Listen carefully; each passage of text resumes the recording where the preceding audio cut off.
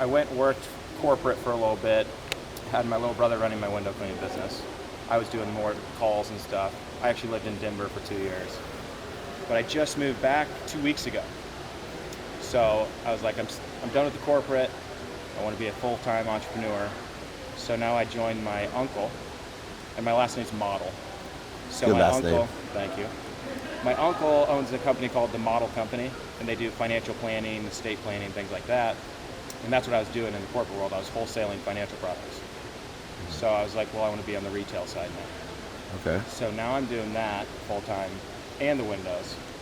How do you manage multiple businesses, charities, organizations without straying too much from one? Your main focus. Sure. So I was just talking about understanding the productivity of a day and the accessibility. And so I look at things a little differently than most people because I don't see one business, right? I look at the skills I have, the knowledge that I have, the inspiration or desire that I possess, and I look to see how productive and accessible can I be. And productive is obvious, and it comes with age and experience and mentorship and situational knowledge on how we become more productive. Yeah. Because obviously, when you read my book, you'll see the power of 64, right? If I can work twice as many hours as you, twice as efficiently as you, and twice as statistically successful as you, I get 64 hours of productivity in a day. Okay. Right? Because 8 times 2, I'm working 16 hours, times 2 in efficiency, that's 32 hours of productivity, and I'm twice as statistically successful. I get 64 hours of productivity. So in a day, if I stay focused and actually am productive for 64 hours in a day, when you think that most people work 40 hours in a week, and they're not focused for 40 hours, so they're probably getting between 10 and 12 hours of productivity in a week. And if I made my main goal 64 hours of productivity in a day, you can imagine why, I'm more than 100 times successful in what I try to do and why I can do so much more. In that idea of productivity is accessibility, and accessibility is how accessible am I to others to be of service and to provide value. So as I look through you telling me how, these different businesses, not only would I look at the efficiency, effectiveness, and statistical success of the window business, but I look for overlap, number one, of how can, on the commercial side, are these potential clients for your other business? Absolutely. Are the homeowners potential clients for the other business? Have I trained the guys working for me to stimulate interest so I can transition interest and share a vision from, and people don't look, like, it's so obvious to me, but they don't look at how much business can be done. And so when I take my businesses, everyone thinks I have, and I do, I have many entities, and I derive streams of revenue from all types of places. One of the things I learned, and I'll encourage both of you guys, make sure you're monetizing your relationships. I'm of service, but as you know, I like to make a lot of money, help a lot of people, and have a lot of fun. So I have an overlap agreement. So if you and I, right, we're talking and you say, oh, Dave, I'd like you, I know a lot of people in Kansas City that own buildings, and I'll refer you to the guys I know that are developers and own buildings here. They'd love to use you as a window washer. Mm-hmm. When I was young, I would just give that away. Now I would say, look, you and I have a referral agreement. You bring me business, I'll give you 10%. I bring you business, you bring me 10%. Okay. Is that usually 10%?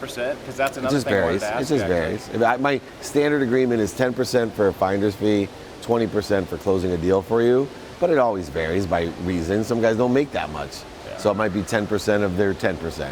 Who knows? Okay. It doesn't matter to me. It's a matter of, as you live your life and you're an abundant person who's of service, creating all these different buckets of revenue that continually provide streams of revenue, that all of a sudden you start realizing, man, my business generates a ton of referrals for this one thing. Maybe I should own that business. So I don't get 10%, I get 100%. So most people are like, Dave, you're so busy. You got your books, right? I have 8 books. I just signed another deal with McGraw-Hill. Nice. I got my books. You got your speaking. You got your business coaching. And now you got a media company? What do you create? Like, how are you handling it? What are you talking about? All I did was take and test the market by creating a referral agreement and putting my money where I'm already making money. It's a sure thing, right? I already know the business works with what I do. It's a vertebrae approach. So I start here with the great idea of the book, go to speaking, all of a sudden speaking, all these people wanted me to coach them. So you got book speaking, book coaching. Oh, all that led to media. Kind of a line though. Yeah, right. Then it went to sponsorship, right? All these people. So I built a digital marketing platform that won all these awards called the Aggregated Marketing Platform, so I could aggregate everything I do and aggregate all my sponsors and give to charity, all on a platform. And so although it appears that I have all these different businesses, all they are were an aspect of creating channels, connecting to people emotionally, figuring out how the streams of revenue work. And I'm still basically doing the same thing all day long, which is, believe it or not, when people ask me, what do I really do? I help people. I help people. Because all these things, how do I write my books? I capture what I'm telling people and I teach that, and I can take everything and take different videos and watch them and say, okay, this is a chapter. I can send it to Rev, an app that transcribes it, and I got a written chapter. I can literally just send them my video or the audio from the video, get it transcribed, and I have a chapter. Right? I have this on student of your calendar, this on do it now, this on productivity and accessibility, this on being kind to your future self, this on being more interested than interesting, this on being trust the universe but tie up your camels, this on, whatever other lessons that I'm teaching.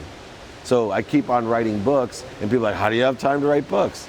All I'm doing is creating good ideas, channeling them, capturing them, amplifying them, and perpetuating them, and creating streams of revenue by codifying what I'm doing.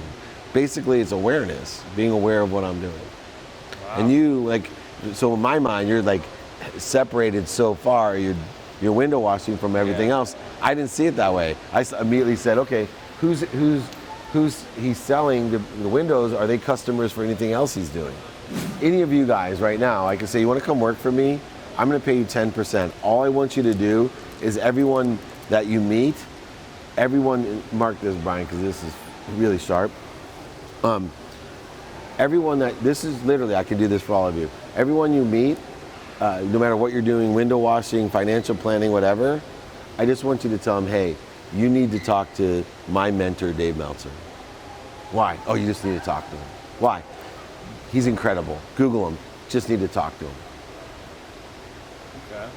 So, guy's washing the windows at a house and he's talking to the CEO of the company, your commercial job. He says, oh my gosh, you got to meet my boss. Why? He's incredible. He's an entrepreneur. You just got to meet him. Got to meet him. Can I set up a call for you? 10 minutes. Imagine how many leads. If you focus in on asking and attracting, stimulating interest, right? I got my media guys. They're stimulating interest for everything that I do. They're pitching me to speak. They're pitching my sponsorship. They're coming up with ideas because I'm teaching them to change the way that they look at things. Instead of looking for superiority, inferiority, being separate, being right, all the different needs of the egos, I'm teaching them to connect. And literally sales is that easy, and I can have a huge sales force because I just want you to tell them, hey man, you gotta meet Dave Meltzer. You gotta meet my entrepreneur friend. You gotta meet this guy. Why? I'm just telling you, you gotta meet him. You will not be sorry. And then allow the expert to transition interest. Allow the expert to say, oh my gosh, thank you for the introduction. Let me give you a little brief history perspective on where I come from. My name's Dave Meltzer. I used to run the most notable sports agency in the world called Leigh Steinberg Sports and Entertainment. Most people know Leigh from the movie Jerry Maguire. For me, on this strategy, it's called ask and attract. Not only do I ask and attract in the 4 different ways that I can, is 1, in person. So I'm a student in my calendar, I'm looking down and going, okay, I'm meeting Parker today, I'm meeting Anton today, I'm meeting Max today. And in my mind, I'm thinking, how can I benefit them, right? What can I ask them or attract them to do? Is it that, they're gonna be followers of mine on Instagram? Is that something I want from them? Are they gonna come to my speeches? Are they gonna want me to coach them? Are they gonna want to sell from me? Are they want a job from me? Can they help a friend of mine? What is it, right? But every day, if I focus in on who I'm gonna meet in person, who I'm going to attract either and talk to on the phone or text, who via email, and what social media, what I'm doing, and all I do is out of all the people that I'm gonna meet, make a plan and say, I'm gonna at least ask or attract 1 person in person, 1 person on the phone, 1 person on email, and 1 person via social media. At the end of a week, I have 28 leads. End of a month, I have 112 leads. And that's just asking one. I mean, Max and Anton have shadowed me today. How many people do you think I've encountered today that I asked to attract in one day?